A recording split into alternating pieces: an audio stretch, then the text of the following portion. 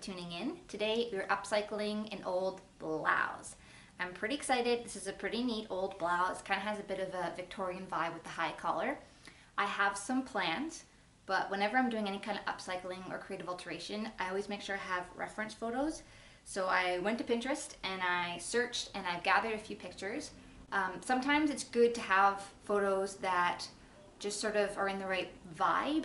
Like, you don't necessarily need to know why you're drawn to the photo, but just have an assortment that kind of help you get in the right ballpark. I am also a fan of Claire Bowen. She's a singer-songwriter. She's also on Nashville, and she always has this great sort of vintage boho vibe. So there's pictures of her in my reference photos too, just because it's sort of in the right style of where I want to go. It doesn't necessarily mean I'm going to do something exactly like those pieces, but it helps.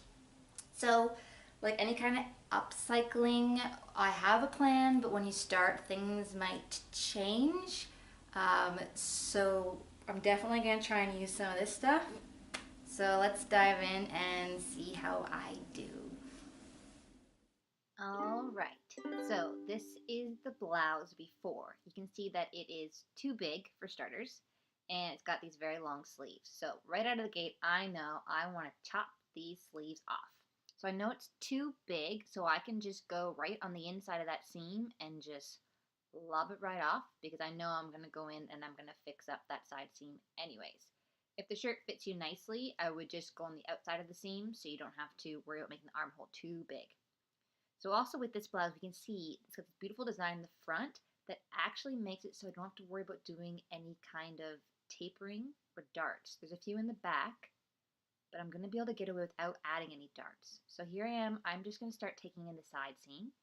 Also, you could put the shirt on the Judy inside out, and then you could just take in the sides that way as well. That'd be an easy route to go. I do know this Judy is close to my size. If you don't have a Judy, you can always have a friend help you. That is another easy solution.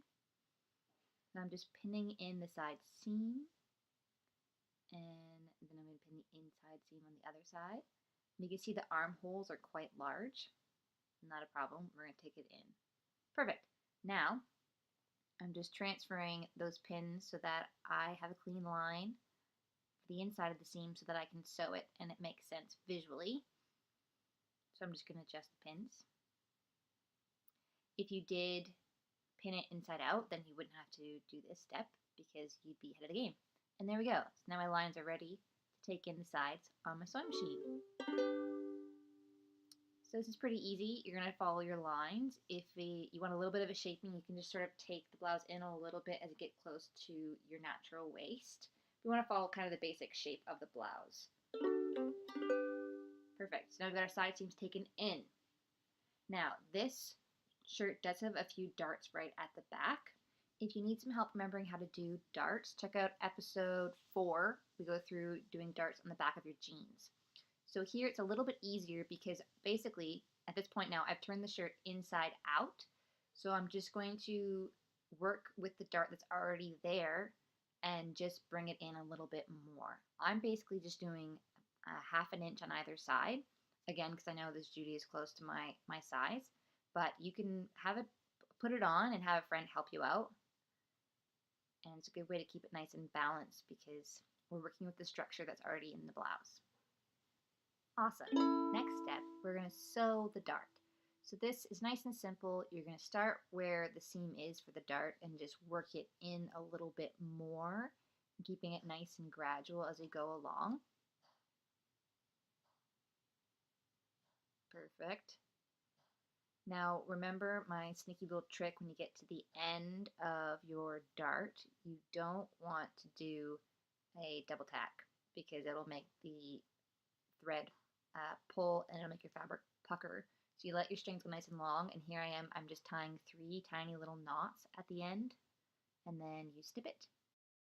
And then you've got a really great little flat point to the end of your dart. Awesome. And then you go on and you do the same thing on the other side. It's a little bit sneaky here, and I finished off this raw hem, raw edge with a zigzag stitch, and I did that on both sides. If you have a serger, go ahead and serge it. I don't have a serger.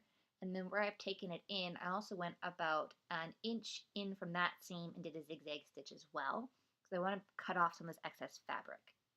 So this is just a nice way to finish it off so you don't have to worry about the edges fraying. It's not a necessary step, but just kind of is a nice way to clean it up. Now we do not want to cut the fabric from our dart. We're leaving our darts alone. I'm just cutting the fabric from the side seams because I did take in quite a bit of fabric. I just want to remove some of the bulk from there. Okay, so this is where I had to get a little bit scrappy. So I cut out these pieces from the sleeves and basically made my own bias tape or seam binding, I guess. People call it different things. So it's as long as I could get it, which was about 22 inches and about 3 inches wide. And you can see I've pressed it so it folds in on itself like bias tape. You could also just buy bias tape if you wanted, or you could do lace, you could do lots of fun things. I just kind of wanted to do this because it's the same fabric and I'm hoping it would just sort of disappear and blend in. So here I am pinning the one side of it to my raw edge there. And we're going to go all the way around. And once I sew that seam, then you go in and you fold it over. So you're basically hiding that edge of the fabric. And it's just a nice way to finish it off. So you kind of look like you have a finished armhole. And then once you've gone all the way around, you can do the same thing on the other side. There are lots of different ways you could finish off this hem. I just thought that I would try to do this and see how it worked out.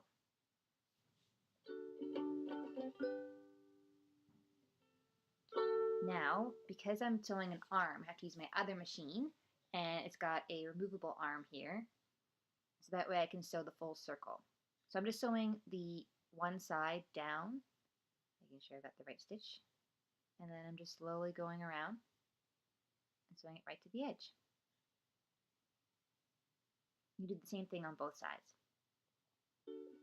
Another thing you could do too, if you wanted, you could just sew a little bit of lace around the edge as well. That would be a nice way to finish off the sleeve. So I'm going to be honest with you, I had to do this twice and I'm going to spare you having to watch all the footage. So this is the appropriate way to do it. I had to take it all out and do it again. So here I've folded it over. I just ran into problems because the fabric was so thin. If you're using proper like bias tape, it will be, the folds will be stronger. Mine kept moving on me, so it was very, very finicky. But basically you're just folding it in on itself and then folding it over. So you're hiding that original stitch that you did and you're going to have nice clean folds so you're not having any raw edges anywhere. As you can see, I'm fighting with it quite a bit. But it's really not that difficult. It's just hard when you're going through a circle. So I'm going to fiddle with it away here, but it will eventually get it. And then it'll look like a nice clean armhole. But yeah, you could also just get bias tape in a complementary color. I mean, I may have done that had I known how difficult this one was going to be to try and get this to work. But it all came out okay in the end. And I've got about 8 to 12 minutes of footage that no one wants to see of me seam ripping everything back out. Oh, sewing. Alright, so once you get this done, you do the other side, and then you just go ahead and sew it. So you just got to make sure that you're catching both sides of the bias tape so that you've got a nice clean fold around so you don't have anything trying to slip out on you, and it looks pretty nice. And then my favorite part, we get to try and figure out where we're going to add the lace and the new details. So fun!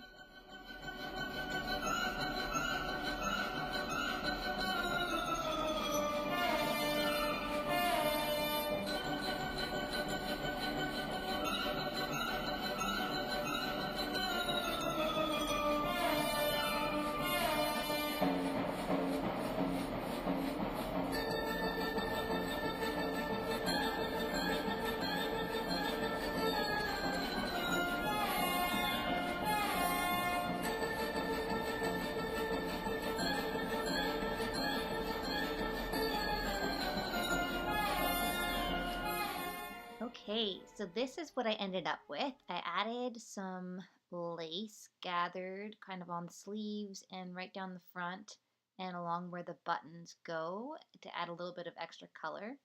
So here I am, I'm just sewing that gathered lace down. It's got a couple of loose gathers, and it's already on its own little sort of binding at the end, so it's pretty easy to sew on. Just as I do it, I just want to make sure that it is a nice clean line because you will be able to see it because I'm sewing it on the outside of the sleeve, kind of like a little cuff sort of. And then the last little bit of the lace down at the bottom, you kind of want to just tuck it in so you don't get a straight line that hangs down. There we go. Cute. And then do the same thing on the other side. And then here, I'm just sewing that piece right down the front of the blouse. I just want to put a little bit of lace right down the center. And with the lace too, I've added a little bit of color variation. So the blouse itself was just all kind of an ivory off-white. And the lace I've added is slightly in the peach. There's slightly more into sort of the ivory colors, which gives it a little bit more depth and a little bit more interest. So after I've sewn this all the way down, you can see that I've taken this last little piece of lace and I've turned that one up because I had the space to do it. The piece at the top, I didn't have any room, so I just sewed it right along the same seam that's there, and because it's lace, it lies nice and flat and it won't kind of give you any loose ends. And then here's the sneaky part. I'm just trimming those little holes because I put the lace on the outside of that piece so that this way the holes can still, so the buttons can still slip through those holes. Yeah, and then it'll look pretty cute. And then I'm just gonna top stitch a couple pieces that I added to the front and make sure that those are down nice and flat. And I left a little bit of space too, so they kind of have a little bit of an opportunity to ruffle if they wanted to ruffle, but we'll see what they do once they're down there.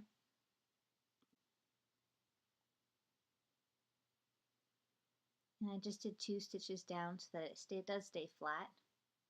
A little bit of a double tack, and there we go. Looks pretty cute. There we go. It's all done. Turned out pretty good, I think. I like the little lace bits we've added, and it's a little more tailored. I'm pretty pumped. So here we go. Thanks again for tuning in. I really appreciate it. And if you did enjoy the video, please go ahead and subscribe. You can always come find me and hang out with me over on Instagram as well, at Wallace Reed, my personal account, The Real Amy Marie Wallace. Thanks again for tuning in till the end. You're great. See you soon.